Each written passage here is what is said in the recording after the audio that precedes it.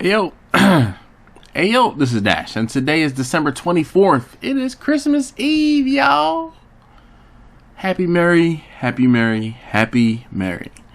But today is December 24th, 2023, and this video should hopefully serve as the 24th video in the Ask Dash video series for 2023.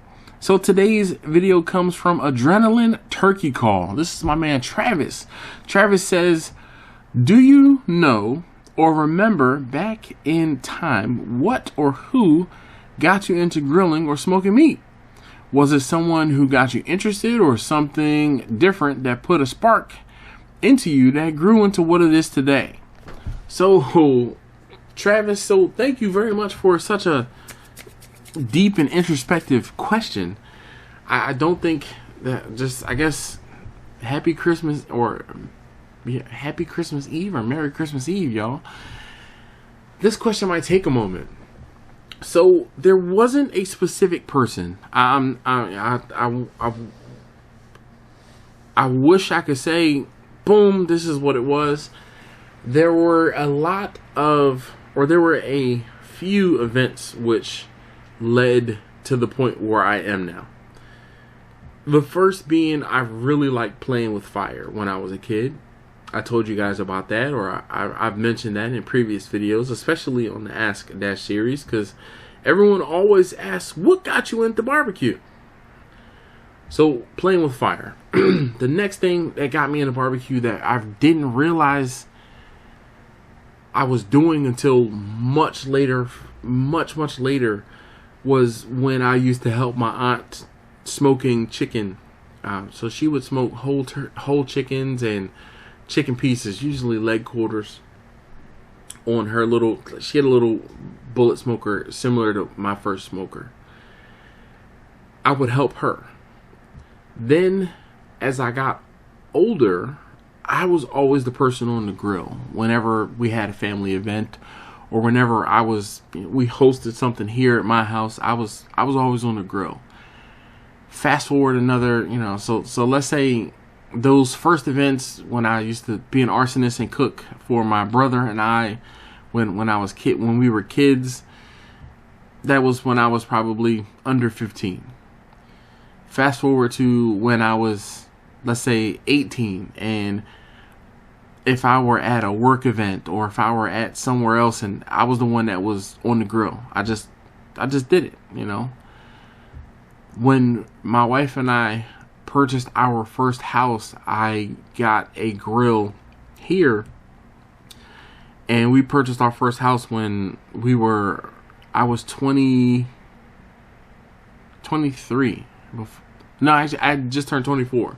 So let's say by the time I was 25, I had my own grill here at my house, and that started me cooking on a grill. And I used to cook out all the time. Cook on the grill probably 3 or 4 times a week on average. And then when I was working or for work, I traveled to Austin, Texas. And when I traveled to Austin, Texas, I had some beef brisket, and my coworkers, they told me, said, well, when we're going to Austin, we go to work, we're going to get the rental car, we're going to go get barbecue, and then we check into the hotel. And I'm like, why don't we get the car, go to the hotel, drop our stuff off, and then go get... No. They're like, no, this is not the way. The way is land, rental car, barbecue, hotel, and then 6th Street, because we were in Austin. I'm like, all right, this was one of my first trips. I'm like, I'm not going to ask questions. It kind of is what it is. I'm low man on the totem pole. I'm just happy to be out and about having a good time. We get to Austin and we get to Rudy's. I've talked about how Rudy's had a formative experience when I went to Rudy's. And yes, it's a gas station, but it doesn't matter. They told me to get the moist brisket. All right, I don't know what I'm ordering, so I'm like, can I have moist brisket? And I don't eat pork. Very rarely do I eat pork, so I wasn't in there for the pulled pork. I wasn't in there to get any ribs or anything like that. But Rudy's has turkeys. or a turkey breast. So I said, oh, I'm gonna get, I think I got like maybe a half a pound of brisket and like a quarter pound or a slice or two of turkey.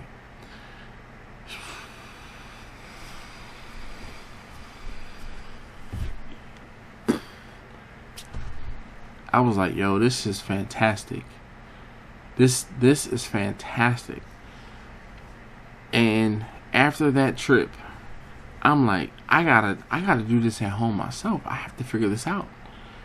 It took me 7 years to get it right. And when I say get it right, get it to the point where I am now. It took me 7 years. That was not me cooking brisket every single day. That was not me cooking brisket every single week. That was me cooking brisket once, maybe a quarter. Once every blue moon. And the keystone to me getting in the brisket, like the lead point, the jump off, the linchpin, was the ugly drum smoker. The ugly drum smoker allowed me to make brisket, and it was consistent. The texture and the doneness of the brisket was consistent. I had the flavor down pretty down pat, but the consistency of the doneness of the brisket, it leaps and bounds grew after I made and cooked in the ugly drum smoker. So my number one drum is the one that took my brisket to the next level. And my friends and my family over those, that time period in which I got to the point where I got it right. And actually, I got the brisket right prior to making that ugly drum. I'm pretty sure, because I had the flavor figured out before I had the drum figured out. And I was using the Brinkman smoker, and I was also using I had a rectangular smoker at the time, and I was doing indirect cooking in that. So it was before the ugly drum was where I had the flavor right, but the ugly drum is where I got the texture right. Hopefully that makes sense. The doneness and the way that I wanted it to, the way that it needed to be, that's when the ugly drum came into effect. Whew, talk about a trip down memory lane. But once I got to the point where I was consistently knocking out briskets almost every single time I would make brisket, that's when people were like, yo, how can I get more of this? And then I started actually selling brisket. So that was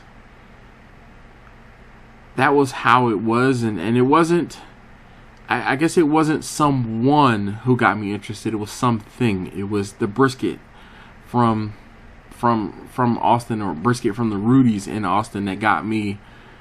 And it was just like, boom, I need to be able to do this in Baltimore. I need to be able to do this at home. So that's definitely the catalyst, if you will, or the major, or the thing that made it, that cemented the, everyone talks about passion. I just wanted to cook barbecue. I just wanted to eat good food, in the beginning, and then towards the end, but then later, afterward, after talking about barbecue so much and living barbecue basically, and doing all of these things that I was doing. Now, mind you, this was before YouTube was really a thing. So those of you guys who are watching YouTube videos and leveling your game up through my videos or other folks' videos, you're welcome, because YouTube wasn't a thing back when.